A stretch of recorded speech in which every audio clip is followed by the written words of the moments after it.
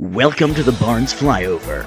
This is your monthly update on all things 104th Fighter Wing, what's happening at Barnes Air National Guard Base, and how they're making an impact right here in the community of Westfield. Whether you're here to learn something new, check out what's happening, or just to hang out and listen, this podcast has got you covered. Let's take off into today's episode. Hi guys, good morning, good afternoon. As I always say, this is a podcast, so it's whenever you want to listen to it or watch it. Episode 5. Yes, we're just going to keep going with this. And they've been good. As long as you guys keep wanting them, we'll keep making them. We've loved the feedback so far. We have another great episode for you, so kick back, relax. And if you are listening on Spotify, we do have a video version of it on YouTube, so make sure you check that out as well, just to get all of the video content that we are saying, because we like to talk about all the pictures and stuff that we take and cover, so we have all of that for you too. Yeah. So today we have, we're going to go through our regular past and present. Past, present, and future. And then we have our 104th Medical Group Senior Enlisted Leader, Chief Master Sergeant Tim Mutti here to talk about an amazing community partnership that they just got back from. Chief. Literally just got back from. So they're exhausted, but he's going to do this interview for us because you guys need to hear all about it. So we were told that they like the questions we ask each other. And so we're going to go to 2 questions. We're going to compromise because we do want to stick to our timeline. So 2 questions. I'll go first. These are not repeats, so we're okay there. Okay, good. I think I repeated one last time. All right, what shows are you currently binge watching? My wife and I are big Bachelor in Paradise fans. Okay. I don't know if you know that. Yeah, a lot of drama, a lot of people going home this week, so that's interesting. I also am a big favorite show ever was probably Always Sunny in Philadelphia. Okay. It's about like the worst human beings, but like every once in a while there's like a little sprinkle of hope and like sentimental moments, so I kind of like that. New season's out now, so I would say that one. Okay, cool. And my last one is, what is your favorite outdoor activity? Probably kayaking, I would say. Really? So I love kayaking. you saw the brand new beautiful white Jeep. I can fit the kayak in the back seat now. I don't need to throw it on a kayak rack anymore, so I can just put it in the back seat and go. So I have a lake nearby, so I might be doing that today, actually. I put a kayak on the roof of my car one time. My mother was following us, and it fell off, and she was behind me, and she thought she was going to die. I just never forget that. Guilty. I've done that. Yep. Okay, what do you got? All right, what I have for you. Are you ready for these? Here we go. First question, which I have written down. What is one of your most personal prized possessions? You always give me these questions. I should go back to chicken and broccoli pizza. What? I have a clock that came from my grandfather, and it has a ton of stories. It's a cuckoo clock, and my grandparents raised me, and I grew up learning these stories around this clock. So I have the clock in my house, and it reminds me of him when I was younger and all the stories that went along with it. Very cool. We were going through all of our stuff the other day, and like I was going through all like my other possessions. I'm like, oh yeah, I forgot I had this. So I was like, that'd be a cool question. All right, next question. If your life depended on it, you have to pick one sport and you have to win. What sport are you picking? Oh God, long distance running or hiking? Long distance, I could do that. I did the 20-mile march. Yep. And so I would do that again too. I had problems with it. We all would if you did 20 miles, especially in the rain. But yeah, it'd be a hiking or a long distance run. Okay, awesome. Yeah, cool. All right, let's get going here. I heard you have a fun fact in history. Yes, And this I love day history. in history, this is for you, Melanie, and all of you other history buffs out there. 117 years ago today, August 8th, 1908. Wilbur and Orville Wright, what up, Wright brothers? They made Wilbur Wright went to France at the Le Mans racetrack and made his first ever public demonstration of his airplane glider in Europe. On a racetrack? Yes, so that sparked a lot of interest in aviation in Europe, and that really kickstarted basically what we have now today, which is the most awesome fighter jet in the world. So we would not be anywhere without August 8th, 1908. If you ever in Kitty Hawk, they have an amazing museum there. You can go see where they did their first flights. You can see how far they got with each of their glider attempts. A very cool place. Very cool. Yeah, that's awesome. I love history. All right, we'll get into what we've been doing. So community engagement, that's my specialty. We were swamped with tours this month. Tons and tons of tours. Everything from Westfield State college staff to Masonic lodges. They were great. Pratt and Whitney. Yeah, South Hadley veterans were great. The Massachusetts State Civil Air Patrol. Amherst Police Department brought a group of kids down, so that was great to see. And then we also had 24 Restore, which is a cotton company. Steve Sorkin and CEO John Kazub were here. They were great. We did a Starfires Military Appreciation Night, and we've been doing this, I think, 3 or 4 years now. That was really great. Moon threw the first pitch, and we had Hannah singing the national anthem. She's amazing. I'm sure you guys have heard her. And we did an enlistment on the field. We also have A1C Knoth. I think I'm saying his name the right way. He was on a tour with us when we did the Civil Air Patrol. He has a prior Civil Air Patrol. And then he went back out to the Civil Air Patrol group and he spoke to them about how it played a part in him joining the military, where he is now. He's got a great story to tell. And he's over in our avionics. No, he's in our weapons shop if anybody wants to go talk to him about Civil Air Patrol or just kind of his journey where he's become. We also did July 4th, Star Spangled Springfield. Moon talked about the significance of the holiday and the value of freedom, and we did a great flyover. And who did this picture?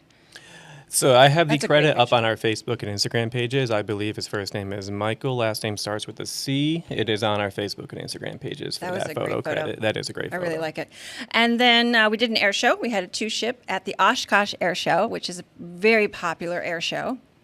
So, fun fact about these pictures: we had a parent of the child there reach out to us and say, "Hey, Nuke gave him his patch right off his Nuke is awesome. right off his flight suit, and it really made his whole air show there. So they were super grateful that Nuke was able to do that.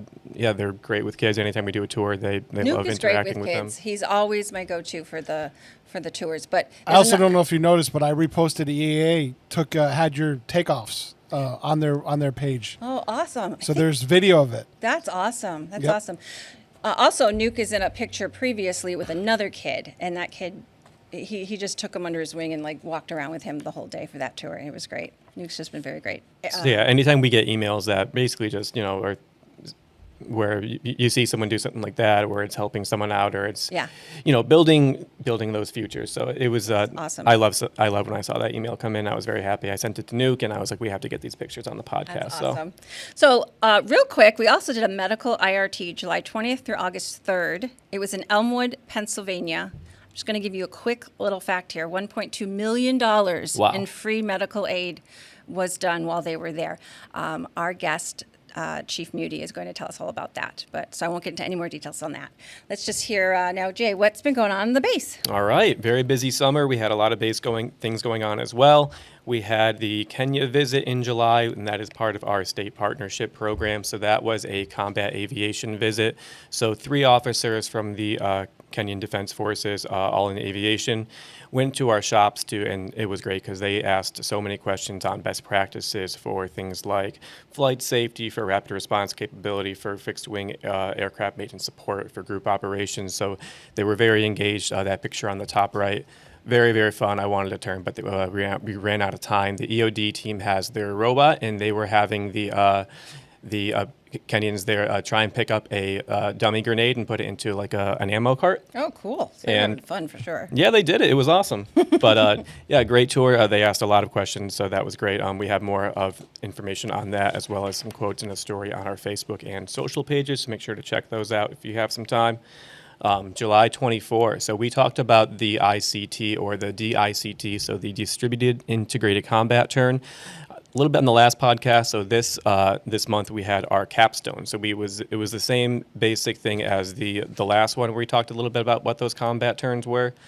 This time it was a capstone, so it was a little bit more intense, a little bit more inspectable, but we rocked it. We did just as amazing a job as we did in all of our practices. And again, what this was so we had You combined units. You had Westover, you had Westover, Bradley. thank you, yes. And that's great. That's and great the to get. 158th Fighter Wing out of Burlington, Vermont had the F-35s. Awesome. So yeah, refueling F-15s and F-35s and rearming them while both engines are running from HC-130 Hercules. So, All right. Yeah, really awesome. And then community members, you're probably going to be excited to hear this, the next topic, the last. Let's see here what we AF. have. Oh, yes. So AFFF removal. We have no more AFFF on base. Really amazing day. That was August 8th. Here are some pictures. Our 104th firefighters helped in the removal process That was of July it. 25th. July 25th. Yes, not August 8th. Today's August Today is August 8th. Thank you so much. Yes, that was July 25th. Yeah. And really, it really just improves our environmental footprint on the It installation. really does, and I know the community has been waiting for that. Then we've been really busy. You guys have probably heard a lot of flying, so lots of incentive rides. We have a D model F-15, and that's a two-seater. And anytime it goes up, they try to take somebody else on the base with them that is a deserving member, so somebody who's gotten an award or did something really great.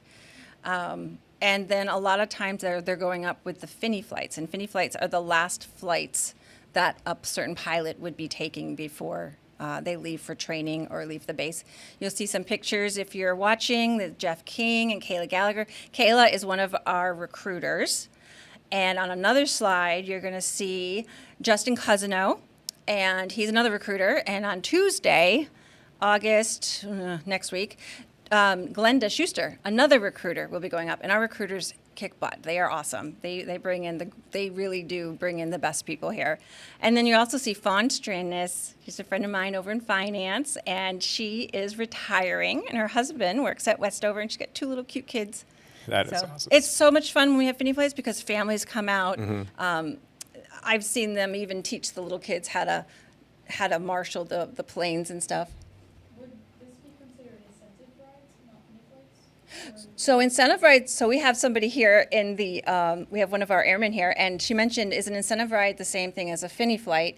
And actually, they go up at the same time. So they're 2 different types of flights. The last flight a pilot takes with the aircraft, and then the incentive ride is just somebody who is a deserving airman and goes in the back seat of the D model with them. Yeah, but a lot of lately it's been at the same time. Yep. Yeah, so And we have a lot more Finney flights coming up. We are super excited. I said super excited. I told myself I wouldn't do it, and I did it. But anyways, we have some Finney flights coming up. We are looking forward to get some content out to you for those, so stay tuned for that. Just as we have all of these pilots doing their Finney flights, we are having pilots come back in after F-35 training wait, school. we got so some updates on training. we have some updates. Let's So- go. Well, first let's go through.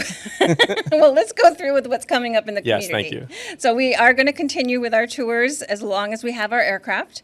We have a clergy day coming out August 14th, and there is still availability. If you are clergy in our community, we would love to have you come out on base. Our chaplains on base are hosting that. Reach out for some information. We are bringing Pratt & Whitney back out again, August 21st. The Smith Company, and we are having local breweries come out. Another fun thing that we're doing is we got our books in, the Eagles Yes. Over New England. This is this great book here. And we are going to be distributing to the local schools, local businesses in the area. Everyone's going to get a copy. So that's a great thing that we're doing from the base. We also have a farewell golf party coming up. That is August 15th at the Shaker Farms Country Club. If you've signed up for that, don't forget. We also, Pease Air Force Base show, September 6th through the 7th. It's Thunder over New Hampshire, and we aren't flying, but we will have an F-15 stack display. We'll have 2 of them there. And then let's go back to you for stuff going on base. All right, upcoming base events. We have a upcoming event at the Stones Ranch Military Reservation in East Lyme, Connecticut. So a little bit about that. It is for Agile Combat Employment Training, where we kind of practice air-ground base defense, ground defense skills, which includes troop procedures, entry control procedures, and as well as defensive fighting procedures. We went out and got some video footage and content from that last year, which is on our Instagram page, which Staff Sergeant Camille Lee now made, which is one of my favorite videos that we have on Instagram. It's a really, really cool video. So I'm looking forward to having us go out there and getting some really cool content for that. We do have an exercise coming up with FSS, and I did get just now from Senior Master Sergeant Adam Casineau sent me a description of what they're doing. Exercising the unit's ability to deploy into a contested area while focusing on search and recovery, mortuary affairs, and personal processing. And I do know that the 104th chaplains will also be involved with that. Very That's cool. another training, some really great training we do. Yeah, a lot of awesome exercises. Very busy August coming up. We have our August RSD, and then we also have our large farewell to the Eagle Party, which will be coming up. That is exclusive to Barnstormers and Barnstormer family members, I believe. Is that correct? And alumni. Alumni And is alumni, invited, thank so you. immediate family members. This one isn't children-oriented. We don't have bounce houses or anything. And alumni are invited to come. During that event, the Wellness Center will also be open till about 2 o'clock. If the party's not really your thing and you kind of want to just grab your food and go, right after the commander's call, you can go do that and hang out at the Wellness Center. Yeah, but we'll have food trucks. We'll have a band, I believe. So we'll have lots of resources. We're also going to have a gaming center in the back Very cool. with online gaming. We'll have a slideshow going of all of our community photographers that gave us pictures for our book. We'll also be rotating through in the hangar. Can I start like a Dungeons and Dragons corner in one of the hangars? I think so. I think they Is Danny coming? Danny's not coming. Okay. Danny's my son. He's not coming. So we're also going to be doing pictures with the Eagle. So the jet Yes. will be right in the middle, and PA is going to cover the first hour, and we'll be able to print those pictures for you while you're there. First come, first serve for that. Line up like you're at Disney, and we'll take them as quick as we can and get We'll them make back it to- work. Yeah. Awesome. So I think, let's see. Oh, Wellness Center. You can go. We got some stuff at the Wellness Center this Yes, month. that is happening. Are you referring to the August 8th school supplies today, or? No, they're doing SAPR, suicide Okay, prevention perfect. classes, August 22nd. They're going to be on base. That's the Friday before the party, Friday of drill. They're going to have a lot of stuff going on at the Wellness Center. So the National Service Pass is going to be there, giving out the free passes for the parks. Veteran Service Officer will be there if you have any questions about any kind of claims or resources or eligibility for things in the VA or in your community. Women Veterans Program will also be there. August 24th is the Sunday of drill, and of course we will have our general Christian services will be happening. And then August 27th, U.S. Family Health will be there. Awesome. I think my free national park pass actually expired, so that was a great reminder to me to head on in and get a new one because you save $25 a pop on that thing. So that's a really good resource. Here's your conversion corner. There we We've got go. updates. A Look at lot that of picture. people listen to our podcast, and they've said they would like to see the updates. So just some fast facts. Yeah, so 36 personnel currently off base for training, 2 in LRS, the Logistics Readiness Squadron, and then we have 34 maintainers.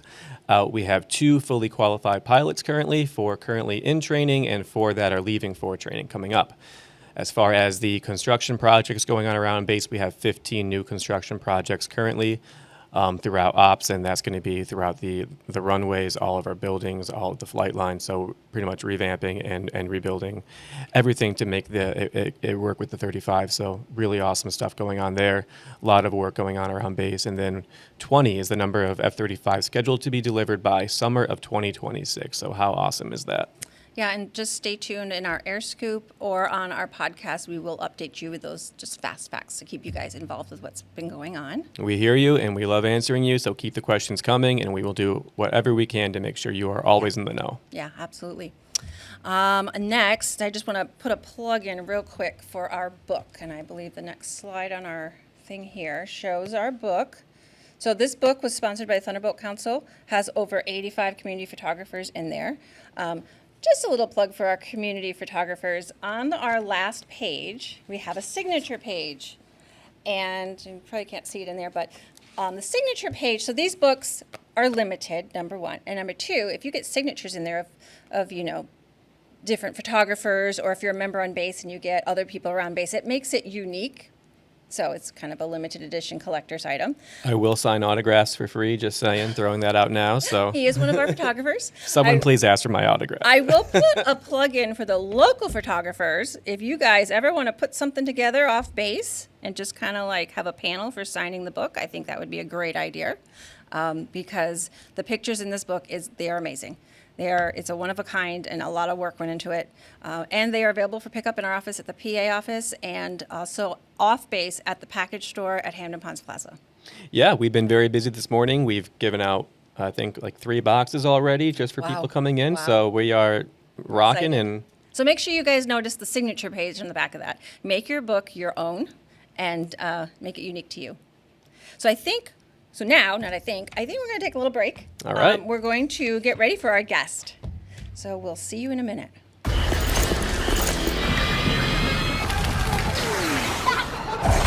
Look, everybody wanna go and talk. At the same time, gotta walk it.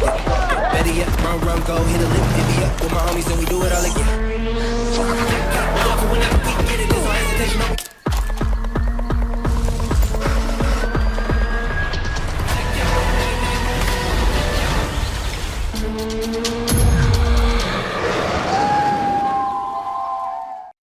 All right, we're back. All right, we are back with our very special guest, Chief Master Sergeant Tim Mutti from the 104th Medical Group, the 104th Medical Group Senior Enlisted Leader, correct? Yes, that's correct. Good afternoon. I guess that's what time it It's is right morning now. or afternoon. We're not live, but it's Yep. whenever they listen or watch the podcast. So good. Hi. So let's start off. Why don't you introduce yourself? So we know that you're Chief Master Sergeant Mutti. So Chief Master Sergeant Mutti from the 104th Med Group. Been doing the military thing for 27 years. Came in right out of high school.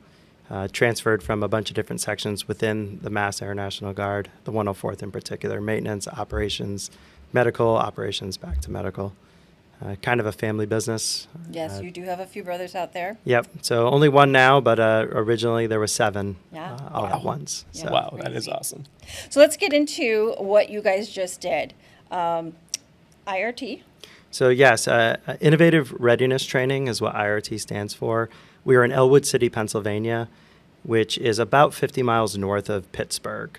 The area just is lacking medical treatment facilities, and that is why they requested us to be there. Okay.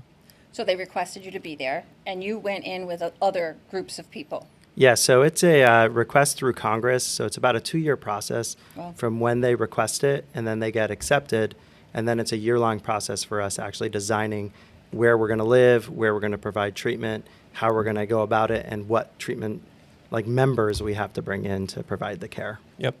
I believe we had something like 36 or so barnstormers. So we had 31 31. barnstormers out of 160, Okay. And that ranged from Air Reserve, Air National Guard, Army Reserve, Marine Corps Reserve, Navy Reserve, and Navy Active Duty.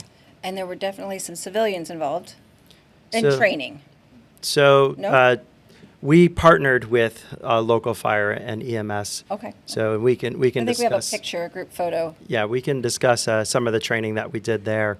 That just happened to be, we set up an MCI, a mass casualty incident, and so by setting up that event, we provided essentially like an arena where they could provide their resources, and then we could provide our resources and unilateral train Okay. to make sure that Oh, they were that's doing awesome. what they were doing, we were doing what we were doing, and then kind of integrate those two processes Sure. together. So what kind of care were we providing? Were we doing dental, flu shots? What kind of So we pretty much carried, I would say, 4 functions. So Okay. we did vision, optometry, and that also included producing eyeglasses. So we produced roughly 1,100 Wow. pairs of prescription eyeglasses to the community. We did dental care, so we did tooth removal, fillings, cleanings if necessary. We did medical treatment, so biggest part of that was sports physicals, school physicals to get kids ready and eligible for either activities or go to school. And then we did behavioral health medicine as well. Oh, wow.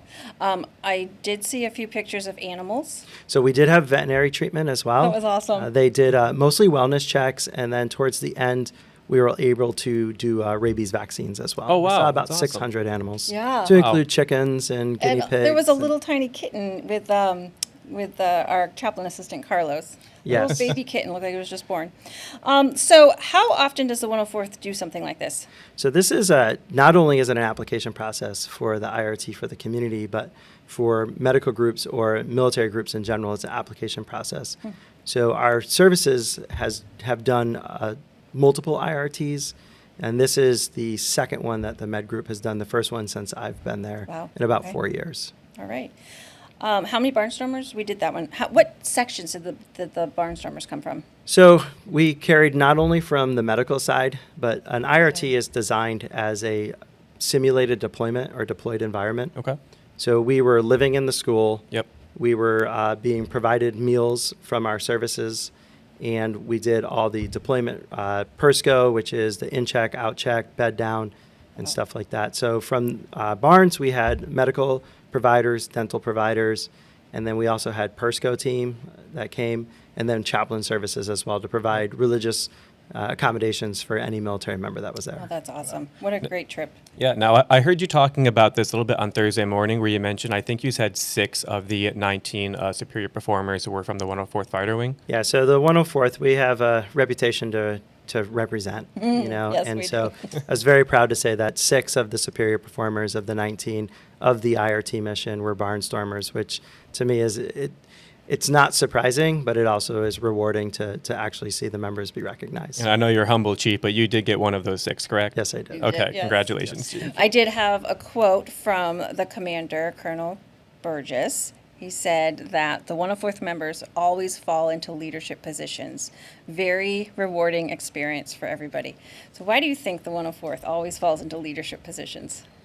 I think it's our culture at the 104th. So I think that we allow our members to try new things, to go above Absolutely. and beyond, and actually to perform at a peak or a level that they're comfortable, sometimes even uncomfortable doing because we support them to do Sure. that.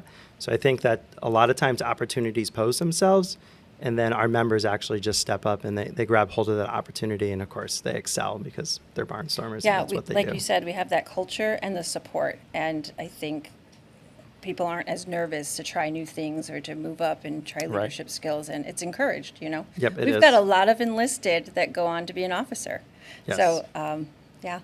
Speaking of, our very own public affairs specialist, Sarah Kolinsky, who went Yes. to the IRT, who switched over to medical, is now a first lieutenant, second lieutenant? Second lieutenant. Second Second lieutenant, lieutenant. and actually, Oh, no, she's a first lieutenant, and she actually went from PA to PA. She went Yeah. from public affairs to being a physician physician assistant. assistant, yeah. So We got sent a picture where she had her camera sling on her as well as her stethoscope, and that was a really cool picture because Yeah. it just Yeah. kind of encompassed like both of her roles there at the IRT. So that was cool. She got a lot of cool pictures for public affairs, and then I know she did a lot of training and stuff with the IRT and the medical group. So that yeah, was so really that awesome. that really is just, you know, it's the example. Not only is she a physician assistant, but she grabbed hold and assisted with the PA Exactly. while they were there, which was Yeah. pretty awesome. And these were very long days for you guys.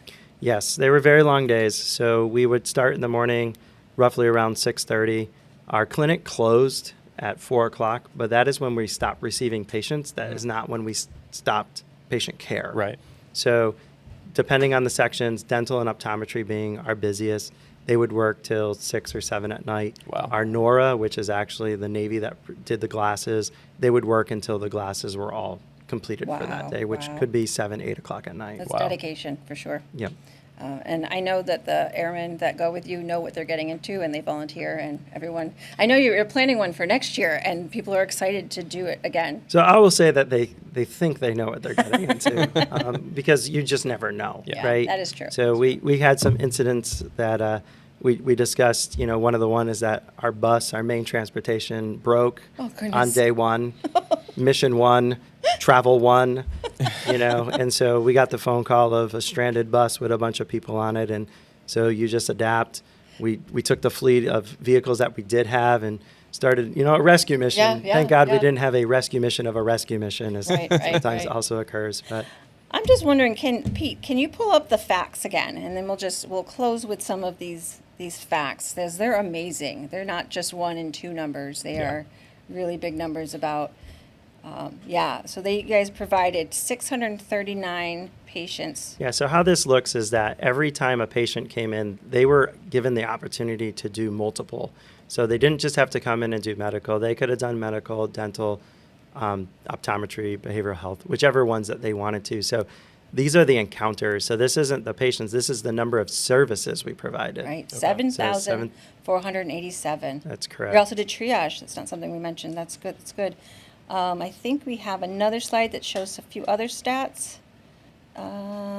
So this is the procedure. So Yeah. again, going with, if you go into dental, you may think, because we were doing x-rays, so that's a procedure, and then the x-rays would show that the member maybe needed, you know, a filling or a tooth removed, and that's an additional procedure. So these are all the procedures of each one of those encounters. Wow, that's So- amazing. 16,092.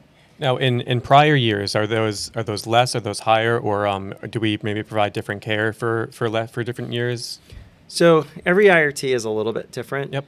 The size of the group that we were put together, around that 160, 180, they assumed that we would see about 220 patients a day. and we were seeing upwards of about 320 a day. Holy moly. So Wow. we definitely were busy, but we definitely met the demand, and it also showed the need. And that's Yeah. what's really important Yeah. because you really don't know what you're going to get after when Right. you get there. So a lot of this is word of mouth.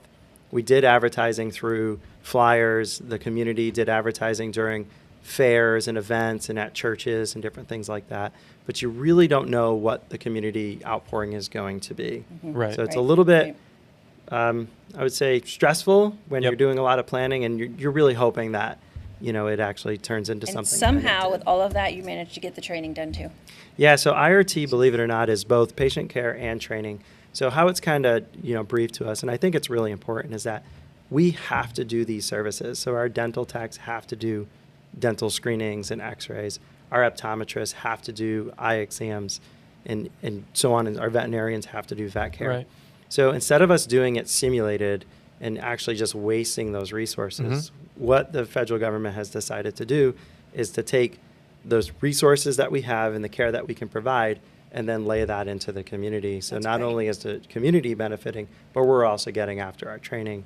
And the training is about 50% of Yep. an IRT mission. That's amazing. So That's awesome. on top of medical care, we also did readiness training. Yep. So TCCC, we did BLS for providers, PALS, CPR for different members. We did land nav. There's just a bunch of different courses that we leveled into the day-to-day That's operations. amazing. That's Yeah. amazing. Well, I Yep, and think there's a list of all the different events that we did. Alta T. forklift training. Yep, we did forklift training, HAZDEC. So that's kind of an interesting thing and something to discuss is that, like you talked about before, is that it's not just medical. Right. So we didn't go just after medical readiness. We have to go after the readiness for the services folks that are providing us our nav. food. We have to go after our logistics team that's providing transportation. So we had to level in all those different trainings so that they too are getting the readiness training that they require on Right. top of the medical unit. Yeah. Well, this has been amazing, and I don't want to go into too much more because there's an amazing article on our Air Scoop, which will be released next week, and there's tons of pictures of our guys doing stuff. So I want you guys to take a look at our Air Scoop and look at our webpage and look at our Facebook and our Instagram and, of course, this podcast. So thank you so much for being No, here. thank you. This is amazing information. I didn't know that all of that happened, and it just makes me more and more prouder of the 104th. We do amazing things, not only in our own community, but in other communities. And I love to see the partnerships with other bases and other community partners. And so I was just going to say that. I learned a lot today. yeah. Yeah, and again, every time, the Appreciate more it. I learn, the more I feel proud to be a Barnstormer. So, Same here. Appreciate it very much. Any last rounds? Anything? any save rounds? Save rounds. Nothing but make sure you are smashing that like button, as they say. In all seriousness, we love your feedback. We want to hear more. So if you have any questions, comments, concerns, any suggestions, please leave us a drop in the YouTube comments, and we'll make sure to get to answer you as quickly, fast as possible. All right. Thank you. That'll Sounds be it good. for Thank today. you guys for inviting me.